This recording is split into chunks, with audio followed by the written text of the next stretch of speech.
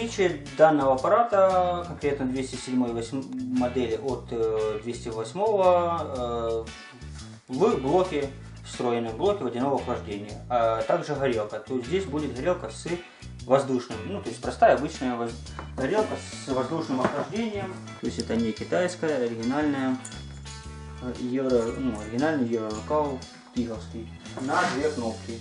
Длина горелки 4 метра, рассчитан на обычную дуговую сварку ручную, то есть держатель электрода, ну и зажим сварочной массы.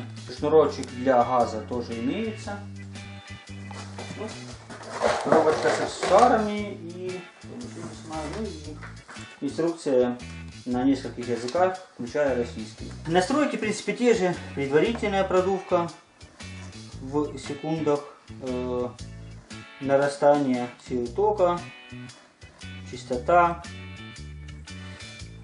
Также мы можем переключать вид: ручная сварка, вернее розжиг дуги, высокочастотный с касанием, или же обычная ручная сварка. Ну и способ поджига: двухтактный, четырехтактный. Что тут еще? Также подключается тип. В четырехтактном будет.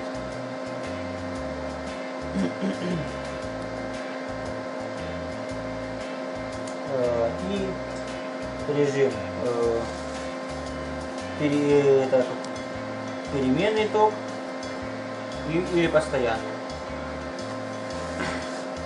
В принципе, аппарат такой же, аналогичный 208.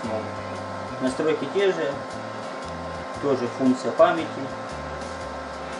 ничего у них сложного нет.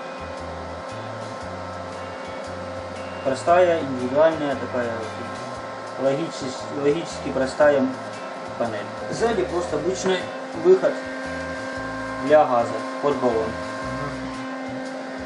Там выход, а здесь будет вход.